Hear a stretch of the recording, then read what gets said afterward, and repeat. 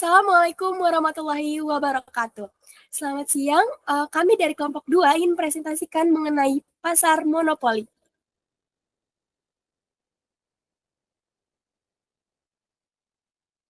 Berikut adalah nama-nama anggota kelompok kami. Yang pertama ada Cika Salsabila, yang kedua saya sendiri, Jindia Akila Ordeni, yang ketiga ada Azam Kudratul Haikal, yang keempat ada Korita Feiza Zahra, yang kelima ada Mutiara Sabrina, yang keenam Raju Hamdani Valeska, 7 Ika Ardianti Esni Tias, yang kedelapan adalah Kamila Puja Prima Niza.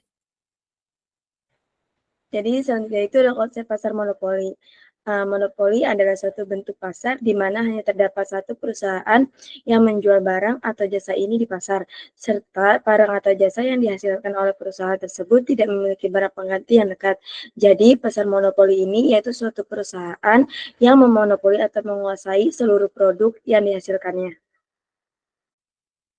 Kemudian adalah ciri-ciri pasar monopoli. Yang pertama adalah industri suatu perusahaan, di mana di dalam pasar monopoli itu hanya ada satu perusahaan yang menguasai seluruh pasar untuk produk atau jasa tertentu. Perusahaan tersebut menjadi satu-satunya produsen, sehingga tidak ada persaingan langsung dari perusahaan lain. Contohnya misalnya perusahaan penyedia listrik atau PLN, di mana menjadi salah satu penyedia layanan listrik untuk sebagian besar wilayah. Yang kedua adalah tidak ada barang substitusi yang mirip. Nah, jadi produk yang dihasilkan perusahaan dalam pasar monopoli ini unik, sehingga tidak memiliki barang pengganti yang sebanding, dan konsumen juga tidak memiliki pilihan lain selain membeli produk dari perusahaan tersebut. Sehingga mereka sangat membutuhkan dari barang perusahaan tersebut. Yang ketiga adalah tidak bisa masuk ke dalam industri, di mana pasar monopoli ini memiliki hambatan yang sangat tinggi seperti regulasi pemerintah atau hak monopoli, kebutuhan modal besar, atau kendala teknologi. Sehingga hal ini membuat perusahaan baru sulit bahkan tidak mungkin untuk masuk ke dalam pasar dan bersaing. Dan yang keempat adalah dapat menetapkan harga pasar, karena menjadi satu-satunya penjual, perusahaan monopoli memiliki kekuatan penuh untuk menentukan harga. Nah, perusahaan ini bisa menaikkan harga tanpa takut kehilangan pelanggan karena tidak ada alternatif produk lain bagi konsumen. Dan yang terakhir adalah promosi kurang diperlukan.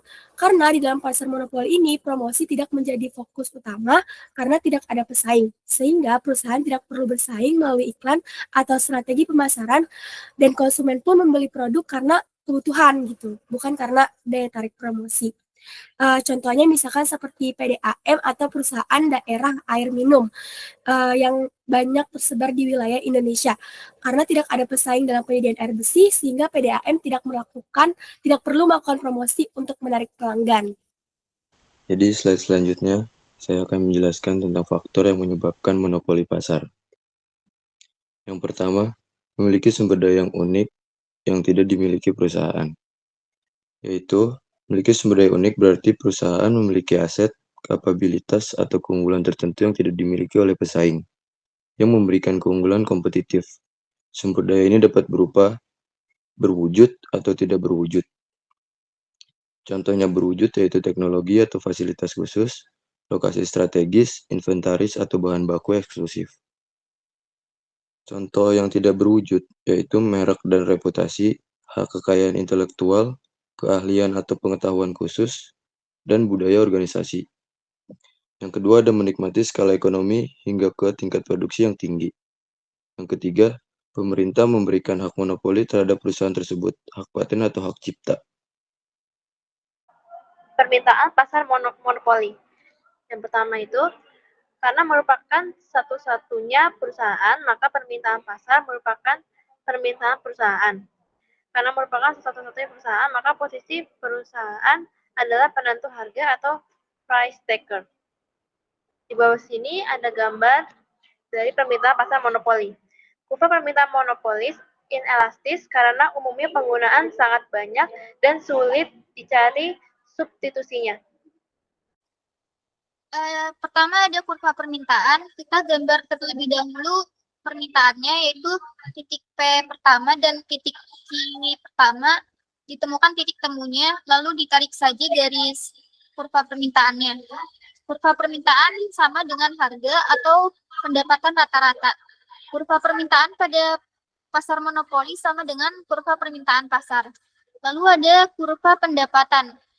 Sama dengan kurva sebelumnya, di sini ada total pendapatan atau total revenue. Rumusnya adalah P kali Q atau harga kali kuantitas. Ini saya akan menjelaskan tentang maksimum keuntungan. Laba maksimum terjadi saat MC sama dengan MR. Biaya marginal sama dengan pendapatan marginal. Kondisi optimal Q1 adalah kuantitas produksi optimal karena berada pada titik MC sama dengan MR. P lebih kecil dari AC sama dengan harga lebih besar dari biaya rata-rata, sehingga perusahaan mendapatkan laba luar biasa. Pada kondisi ini, perusahaan hanya mencapai laba normal karena harga P sama dengan biaya rata-rata AC. Jadi saya akan menjelaskan mengenai memaksimumkan keuntungan. Laba maksimum terbentuk pada saat MC sama dengan MR. MC di sini adalah marginal cost atau biaya marginal, dan MR adalah marginal revenue atau pendapatan marginal. Laba maksimum tercapai ketika biaya tambahan untuk memproduksi satu unit barang sama dengan pendapatan tambahan dari penjualan unit tersebut. Bisa dilihat dari grafik tersebut, sumbu horizontal menunjukkan kuantitas Q. Sumbu vertikal menunjukkan harga atau P. Garis berwarna ungu itu merupakan MC atau marginal cost, yaitu biaya marginal. Lalu ada garis yang berwarna hijau, yaitu AC atau average cost, biaya rata-rata. Dan garis turun ke bawah yang putus-putus berwarna orange, itu merupakan marginal revenue. Titik Q adalah titik di mana MC sama dengan MR. Pada titik ini, perusahaan mencapai jumlah produksi optimal untuk memaksimalkan keuntungan atau meminimalkan kerugian. Meskipun kuantitas optimal berada di Q1, perusahaan mengalami kerugian karena P atau harga kurang dari AC atau biaya rata-rata.